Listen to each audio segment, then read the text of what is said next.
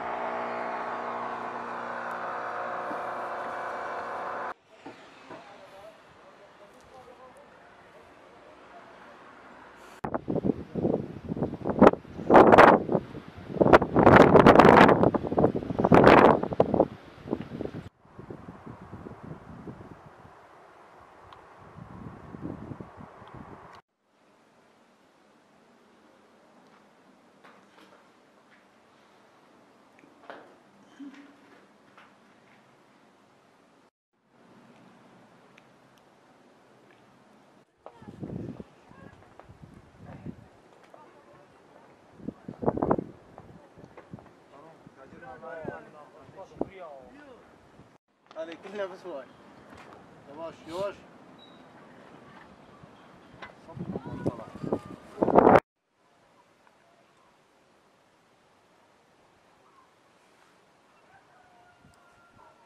شيء المدري بينا شو شاسي اوه لا والله سعيد تشتد بيني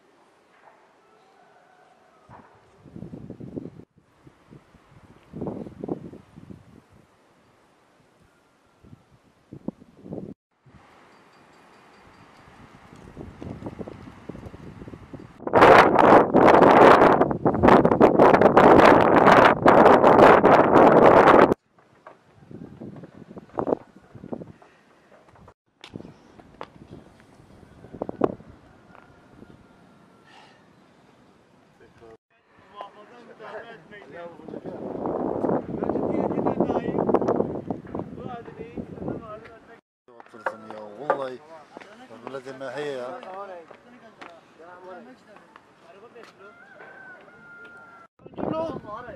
Fotoğrafat gir fotoğrafat. Kilo merak halimin dinle huni.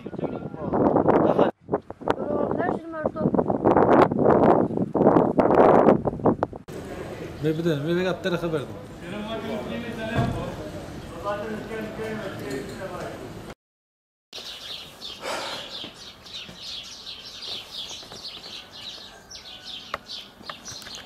Bir de çek.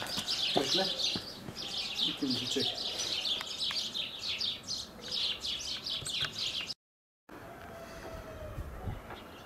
Nereden geliyorsunuz?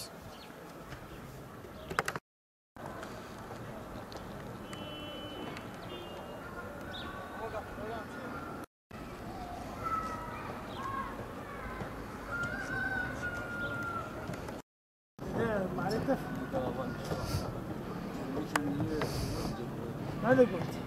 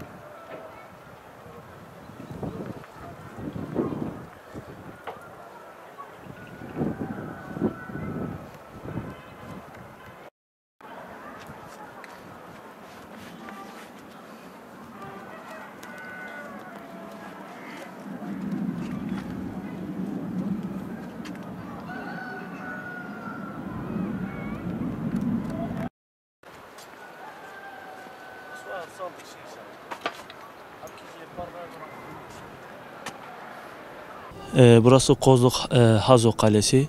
Tarihi bir kaledir burası.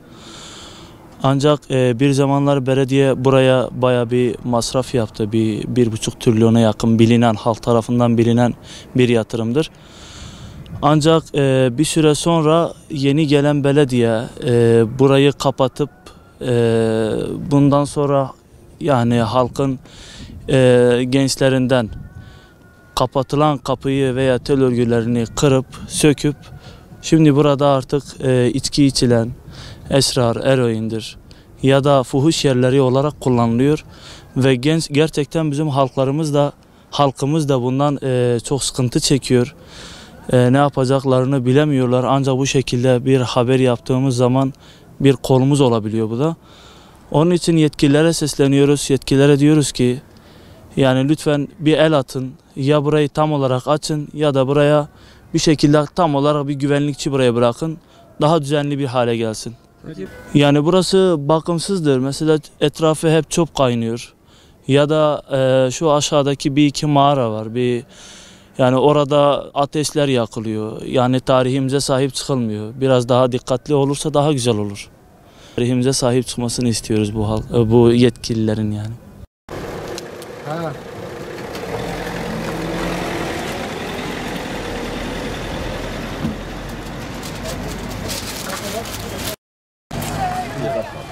Teşekkürler. Ne alacağız? Ben Kozluklu biri olarak Kozluk Kalesi, diğer bir ismiyle müsemma Hazo Kalesi olarak bilinen tarihi kalemiz. Bundan yaklaşık bir yıl önce tadilattan geçirildi. Halka açık, insanların aileleriyle, çocuklarıyla beraber gidip ziyaret edebileceği tarihi bir dokumuz, Kozluk'un nişanesi olan bir tarihi değerimiz aynı zamanda. Lakin yaklaşık bir 5-6 aydır kapatıldı. Kapatılma gerekçesi olarak da bizim de duyduğumuz kadarıyla tehlike arz ettiği, orada taşların düştüğü ve benzeri şekliyle. Tabii biz arada bir ziyaret edelim gerekçesi nedir diye bir kendimiz de gittik, bakmak istedik ama kapatılmanın dışında kapılar yine açık, insanlar gidip geliyorlar orada, gençler, çocuklar yine gidiyorlar, herhangi bir güvenlik tedbiri de yok. Biz de taşların düştüğünü müşahede ettik. Onun dışında tabii duyduğumuz kadarıyla, çevreden, insanlardan duyduğumuz kadarıyla birçok olumsuz davranışın da sergilendiği bir alan haline geldi. Bizim istediğimiz şey şu aslında, Kozluk'ta madem böyle bir değerimiz var, böyle bir tarihi dokumuz var, bu tarihi dokunun layık olduğu şekliyle muhafaza altına alınması, koruma altına alınması, eğer halka açık olacaksa orada halkın ailesiyle, çocuklarıyla güvenlik içerisine gidip gelebileceği bir alan oluşturulması gerektiği kanaatindeyiz. Bununla ilgili tabii görev başta İl Kültür Müdürlüğü'nde, bununla beraber belediyenin gözetiminde olduğu kanaatindeyim. Bununla ilgili gerekli olan girişimlerin yapılıp tekrar bu tarihi dokunu, sadece Hazo Kalesi değil, Kozluk içerisinde mevcut olan bütün tarihi dokuların halka kazandırılması, bunların işlerliğinin yerine getirilmesinin gerekliliği kanaatindeyim.